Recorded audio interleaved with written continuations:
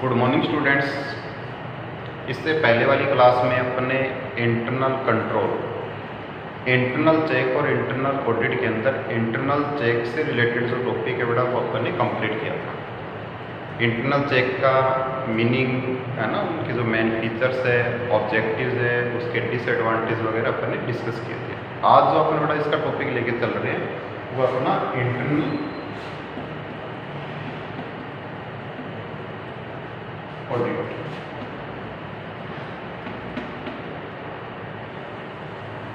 Internal audit यानी आंतरिक अंकेक्षण। जब अपने बड़ा क्लासिफिकेशन ऑफ ऑडिट किया था, यानी ऑडिट के अलग अलग टाइप्स के बारे में जब डिस्कशन किया था, उसके अंदर एक ऑडिट आई थी, एक टाइप आया था जिसका नाम था कॉन्टिन्यूस ऑडिट यानी चालू अंकेक्षण।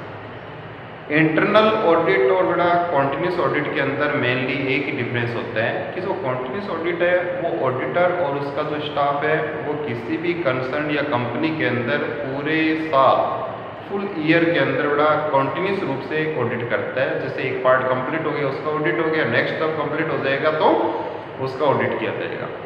लेकिन जो इंटरनल ऑडिट है, इंटरनल ऑडिट के अंदर बड़ा जरूरी नहीं है कि जो ऑडिटर है वो क्वालिफाइड हो, है ना। जैसे ऑडिट करने के लिए क्वालिफाइड की जरूरत होती है, जिसके अंदर अपन देखते हैं नॉर्मली जो चार्टेड अकाउंटेंट है वही ऑडिट करते हैं, सीए वगैरह ऑडिट करते हैं। लेकिन इंटरनल ऑडिट के अंदर जरूरी नहीं है कि उस ऑडिटर का जो क्वालिफिकेशन है वो चार्टेड अकाउंटेंट का हो।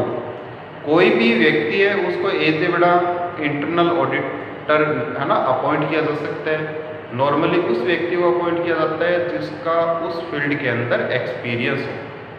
अब जरूरी नहीं है कि अकाउंटिंग से रिलेटेड ही हो, है ना। किसी भी इंजीनियर को बेटा, किसी भी एक्सपर्ट को मान लीजिए मैनेजमेंट से रिलेटेड फील्ड है, और लेकिन उस फील्ड का जो ऑडिट कर रहा है उस फील्ड का उसको एक्सपीरियंस होना चाहिए, नॉलेज होना चाहिए, तभी वो इंटरनल ऑडिट कर सकता है, अदरवाइज ऑडिट नहीं कर सकता। ठीक है।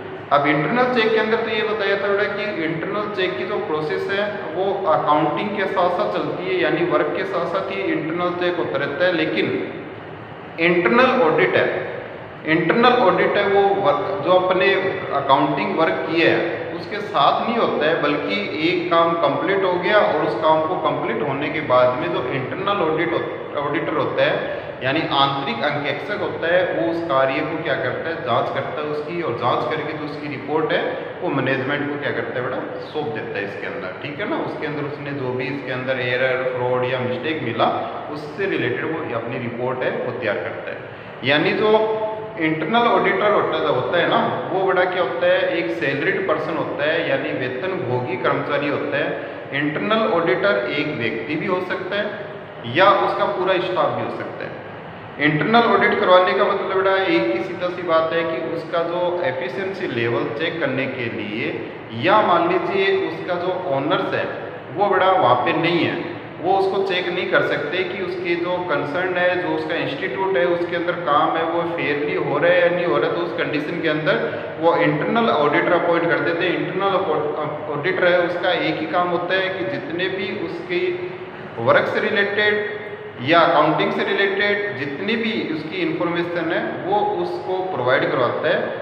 कौन करवाता है? इंटरनल ऑडिटर करवाता है। आंतरिक अंकेक्षण करवाने का भी एक ही पर्पज होता है बेटा कि अपना बड़े ऑर्गेनाइजेशन को एक प्रकार से ऑर्गेनाइज करने के लिए अपने को कुछ न कुछ इंटरनल कंट्रोल का जो सिस्टम है वो कंपनी के अंदर या बिजनेस के अंदर डेवलप करना पड़ता है। और जब ये डेवलप करते हैं तो डेवलप करने के लिए दो बताए थे, एक तो इंटरनल चेक और एक इंटरनल ऑडिट। अब इंटरनल ऑडिट की बड़ा अलग अलग जैसे डेफिनेशन के अंदर भी बताया। नॉर्मल मीनिंग तो मैंने आपको बता दिया। नॉर्मल मीनिंग में तो अपने को इतना ही बताना है कि इंटरनल ऑडिट का मतलब इतना सही है कि किसी भी कंसर्न के अंदर या किसी भी कंपनी के अंदर जितने भी अकाउंटिंग वर्क है उसको चेक करने के लिए या उसकी जांच करने के लिए एक व्यक्ति को अपॉइंट कर दिया जाता है जो नॉर्मली बड़ा क्वालिफाइड है ना, चार्टेड अकाउंटेंट होना जरूरी नहीं है। अगर उस कंसर्न को बड़ा अगर रिक्वायरमेंट होगी वो क्वालिफाइड को अपॉइंट करेगा तो कर सकता है, उसके लिए मना नहीं किया जा सकता। लेकिन इसके अंदर होना जरूरी नहीं है कि अगर वो क्वालिफाइड नहीं है तो भी वो चलेगा, लेकिन उसको उस फील्ड का एक्सपीरियंस होना चाहिए। एक्सपीरियंस के आधार पर ही वो क्या करता है, उसकी ऑडिट करता है। इसकी बड़ा एक डेफिनेशन है, डेफिनेशन के बारे में अपन डिस्कस करते हैं।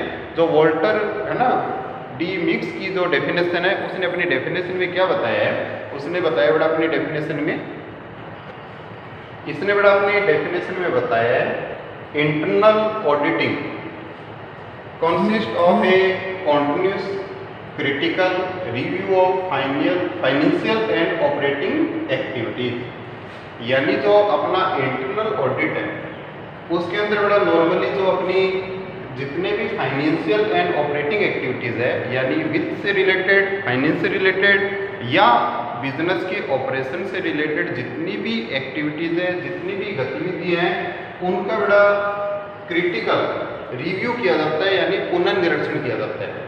किसके द्वारा बेटा? By a staff of auditors functioning as full time salaried employees. यानी एक स्टाफ ऑफ ऑडिटर्स या ऑडिटर के द्वारा जो उस कंसर्न के अंदर as a full time salary employees के रहे काम कर रहे हैं। ठीक है ना? तो मतलब इसका कि इसके अंदर जो इंटरनल ऑडिट का मतलब बेटा, इंटरनल ऑडिट का मतलब इतना सही है कि जितने भी बिजनेस की जो फाइनेंशियल एक्टिविटीज़ हैं और जितनी भी ऑपरेटिंग एक्टिविटीज़ है, चाहे बिजनेस को ऑपरेशन से रिलेटेड अगर एक्टिविटी को चेक कर रहे हैं, चाहे फाइनेंस से रिलेटेड कर रहे हैं, तो उसका रिव्यू करता है, यानी उसका पुनर्निरीक्षण करता है, उसकी पुनः जांच करता है कौन? As a internal auditor. कोई भी जो उसका सीनियर पर्सन है, एक्सपीरियंस पर्सन है, जो एम्प्लॉय के रूप में काम करता है उस कंसर्न के अंदर, वो उसको चेक करता है और चेक करने के बाद में उसमें जितने भी एरर या फ्रॉड्स हैं या उसके अंदर कुछ बड़ा मिस्टेक है उसको रेक्टिफाइड करवाता है और उसकी जो रिपोर्ट है वो किसको सौंपता है? मैनेजमेंट को। ये बड़ा इसका इंटरनल जो ऑडिट है, इसके मीनिंग के अंदर तो अपन इतना ही बता सकते हैं। इसके अलावा इसके जो करेक्टरिस्टिक्स है बेटा, उसके अंदर अपन वही पॉइंट पुट कर सकते हैं, एक दो पॉइंट के अलावा जो अपने इंटरनल चेक के अंदर पुट किए हैं। ठीक है ना? उन पॉइंट को अपन दोबारा इसके अंदर डिस्कस नहीं करेंगे, वही पॉइंट आप यहाँ पे भी ले सकते हो बेटा, कि जिसके अंदर जो एरर है या फ्रॉड्स है वो बड़ा मिनिमम हो जाते हैं। ठीक है? उसका जो अकाउंटिंग है या ऑपरेटिंग सिस्टम है उसको रिव्यू कर सकते हैं अपन। ठीक है? इसके अलावा बेटा जो अगर एरर फ्रॉड है उसका अपन तुरंत उसका डिटेक्शन हो जाता है, उसका प्रिवेंशन हो जाता है। ये पॉइंट अपन उसमें डिस्कस किए थे, वो लेने। नेक्स्ट बेटा इसका ऑब्जेक्टिव है। ऑब्जेक्टिव के अंदर अपने को इसके अंदर कौन से पॉइंट लेने हैं वो अपन डिस्कस करते हैं। Objective of a internal audit. इसके ऑब्जेक्टिव के अंदर बेटा पहला है detection and prevention of error and frauds.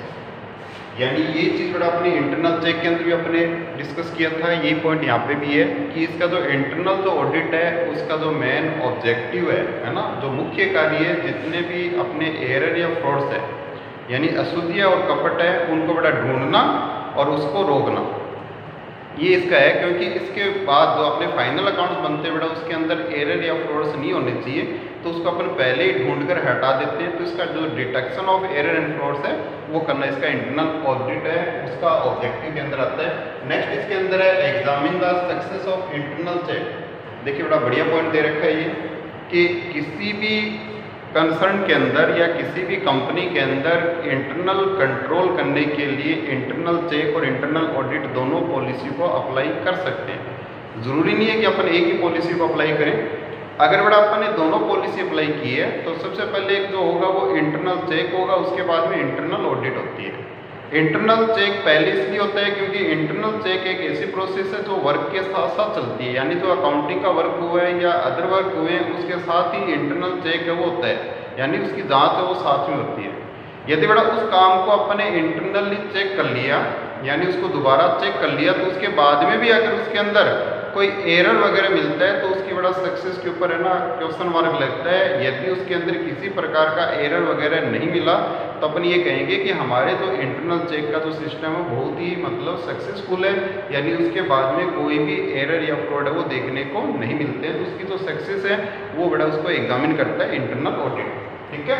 Examine the authenticity of a transaction, यानी जो बिजनेस के ट्रांजैक्शन है वो अथोराइज्ड है या नहीं है, अधिकृत है या नहीं है, इसकी भी जांच करना उसका इंटरनल ऑडिट का एक पार्ट है। यानी बिजनेस के अंदर जो ट्रांजैक्शन है वो बिजनेस से रिलेटेड होने चाहिए। यदि ऐसे ट्रांजैक्शन जो बिजनेस से रिलेटेड नहीं है, अथोराइज नहीं है बिजनेस से रिलेटेड, उसकी जांच इसमें इंटरनल ऑडिट के अंदर की जाती है। फॉर एग्जाम्पल बेटा इसका मैंने बताया था आपको कि कोई भी ऐसा वाउचर या कोई ऐसा एक्सपेंडिचर बिजनेस के अंदर नहीं होना चाहिए जो बिजनेस के लिए अथॉराइज नहीं है। जैसे कोई पर्सनल एक्सपेंडिचर है बेटा, उस पर्सनल एक्सपेंडिचर को अगर अपने बिजनेस के अंदर रिकॉर्ड कर दिया, बिजनेस के ट्रांजैक्शन के अंदर रिकॉर्ड कर दिया तो वो गलत है।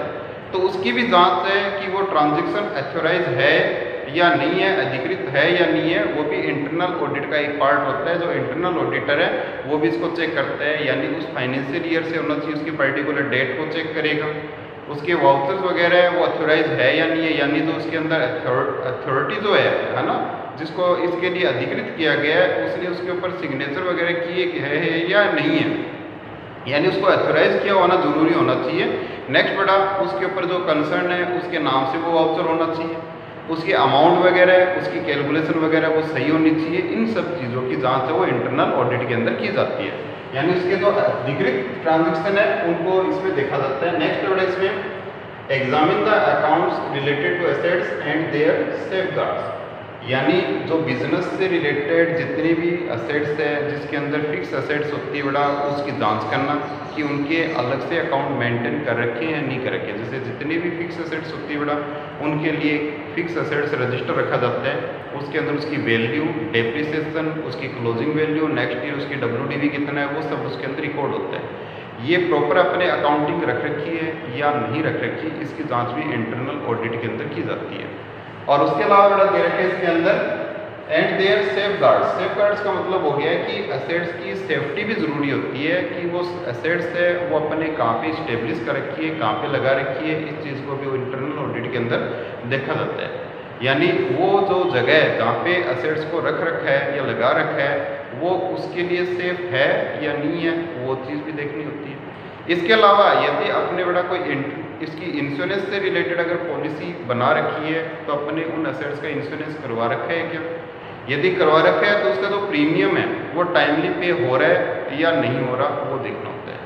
कुछ असेट्स जैसे मैंने बताया था बेटा कि बड़ी कंपनियों के अंदर जिसके अंदर उनका एनुअल मेंटेनेंस करवाना पड़ता है, तो एनुअल मेंटेनेंस चार्जेस के लिए जो भी कंपनीज होती है या फिर जो उसका वर्कशॉप होता है उससे बड़ा टाई अप किया जाता है, उसके साथ एक एग्रीमेंट किया जाता है। वो एनुअल मेंटेनेंस जो चार्जेस है वो पॉलिसी अपन उसमें अपना रखी है क्या, और जो इसकी है ना एनुअल मेंटेनेंस जो करने वाला है यानी AMC वाला है वो टाइमली आके उसका मेंटेनेंस वगैरह या उसकी सर्विस वगैरह कर रहा है क्या, ये सब कार्य उसके इंटरनल ऑडिट के अंदर देखा जाता है, फिक्स असेट से रिलेटेड या असेट से रिलेटेड।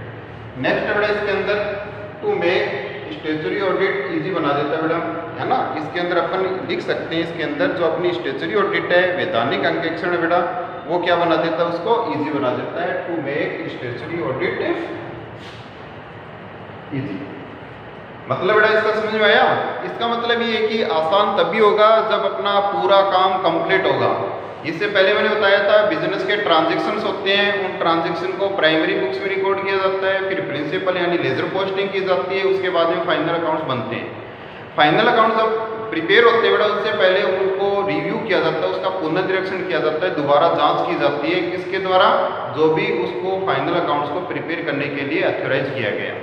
लेकिन यदि उस कंसर्न के अंदर बड़ा इंटरनल चेक और इंटरनल ऑडिट का सिस्टम पहले से, तो उसके अंदर अपने को इतना क्लियर है कि जिसके अंदर प्राइमरी बुक्स और प्रिंसिपल बुक्स यानी लेजर पोस्टिंग से रिलेटेड बिजनेस के अंदर किसी प्रकार का अकाउंटिंग मिस्टेक नहीं है, तो उसके बाद उसका जो फाइनलाइज होता है वो आराम से किया जा सकता है। यानी जो वैधानिक अंकेक्षण है वही इंपॉर्टेंट होता है बेटा, उसी की रिपोर्ट है वो एक्सटर्नल रूप से पब्लिश होती है। यानी जितने भी एक्सटर्नल जो इसके पार्ट है बिजनेस से, जिनको एक्सटर्नल इन्फॉर्मेशन अपने को प्रोवाइड करवानी पड़ती है, जिसके अंदर गवर्नमेंट भी आती है, क्रेडिटर भी आते हैं, इन्वेस्टर्स भी आते हैं, ये सब आते हैं, उनको बेटा अपन ये रिपोर्ट देते हैं कौन सी, वैधानिक अंकेक्षण की। वो ईजी हो जाता है, आसानी हो जाता है इसके अंदर, ठीक है। नेक्स्ट इसके अंदर examine the accounting procedure and suggest the measure of improvement, यानी जो बिजनेस के अंदर अकाउंटिंग प्रोसीजर अपने अप्लाई कर रखा है, जिसके अकॉर्डिंग हमारी पूरी अकाउंटिंग सिस्टम चलता है, वो बढ़िया है या नहीं है। यदि उससे रिलेटेड यदि कोई सुझाव है, चाहता बेटा कि है ना कि उसका जो इंटरनल ऑडिट के अंदर ये प्रॉब्लम उसने फेस की, तो उसके अकाउंटिंग सिस्टम के अंदर ये इम्प्रूवमेंट होना चाहिए, ये सुधार होना चाहिए, तो वो उसके अंदर अपना इम्प्रूवमेंट से रिलेटेड सजेशन दे सकता है। सजेशन को बड़ा थोप नहीं सकता, इससे पहले मैंने बताया था, वो खाली सुझाव दे सकता है। सुझाव को मानना न मानना मैनेजमेंट का काम होता है, लेकिन वो अपने इससे रिलेटेड जो सजेशन है वो अपने मैनेजमेंट को जरूर देता है बेटा। नेक्स्ट इसमें हम रिव्यू ऑफ एम्प्लॉइज वर्क, ये तो बड़ा मैंने बताया था कि इंटरनल ऑडिट है ना कब स्टार्ट होता है, जब अकाउंटिंग वर्क कंप्लीट हो जाता है, यानी एम्प्लॉइज ने अपना काम कंप्लीट कर लिया, उसके बाद में जो इंटरनल ऑडिटर और उसका जो स्टाफ है उसका काम स्टार्ट हो जाता है, जिसके अंदर वो क्या करते हैं बेटा, जितने भी अकाउंटिंग वर्क और जो उससे रिलेटेड काम किए गए हैं उस काम को दोबारा चेक करते हैं, उसकी दोबारा जांच करते हैं। तो इसलिए उसके अंदर जो एम्प्लॉयज़ ने वर्क किया है उसका एग्जामिन किया जाता है, दोबारा रिव्यू किया जाता है, पुनः निरीक्षण किया जाता है इसके अंदर। नेक्स्ट इसका लास्ट है इसमें examining the compliance of policies and rules, यानी बिजनेस से रिलेटेड जितनी भी पॉलिसीज है, रूल्स है जो बना रखे हैं उसके आंतरिक सीमा नियम के अंदर वो हमने अप्लाई कर रखे हैं या नहीं कर रखे। जितने भी बिजनेस से रिलेटेड पॉलिसीज हैं, जैसे बड़ा किसी भी इसका कंसर्न के अंदर एम्प्लॉयज़ है उसका ग्रुप इंश्योरेंस करवाना है, ये पॉलिसी का एक पार्ट है। अब उसका जो इंटरनल ऑडिटर है वो ये देखेगा कि ग्रुप इंश्योरेंस के अंदर एम्प्लॉयज़ है, नंबर ऑफ एम्प्लॉयज़ सबको काउंट किया है या नहीं किया, उसकी जो प्रीमियम वगैरह वो टाइमली पे होती है या नहीं होती, ये सब पॉलिसीज़ है ना, जिसके अंदर देखो बड़ा इंश्योरेंस से रिलेटेड भी हो सकती है ना, जिसके अंदर मैंने बताया कि ग्रुप इंश्योरेंस है या एसेट्स का इंश्योरेंस है, एनुअल मेंटेनेंस चार्जेस का है। ये पॉलिसियाँ जो डिसाइड की गई है मैनेजमेंट के द्वारा वो अकॉर्डिंग टू पॉलिसी चल रहा है या नहीं चल रहा। इसके अलावा जो भी उससे रिलेटेड रूल्स बनाए गए हैं, उस कंसर्न से रिलेटेड, कंपनी से रिलेटेड, एम्प्लॉय से रिलेटेड, वो रूल एज पर बेटा इसके अंदर फॉलो हो रहे हैं या नहीं हो रहे, ये सब इसके अंदर इंटरनल ऑडिट जो है वो चेक करता है इंटरनल ऑडिट के अंदर। तो अगर बेटा इसके ऑब्जेक्टिव पूछे जाए या एडवांटेज पूछे जाए तो उसके अंदर अपन ये पॉइंट बड़ा आराम से इसके अंदर डिस्कस कर सकते हैं। तो ये आपके ऑब्जेक्टिव्स के पॉइंट है बेटा। इसका जो लास्ट पॉइंट है वो अपना इसके लिमिटेशन या डिसएडवांटेज ऑफ इंटरनल ऑडिट, यानी उसके कुछ दोष भी है क्या, वो अपन इसके अंदर डिस्कस करेंगे। ठीक है।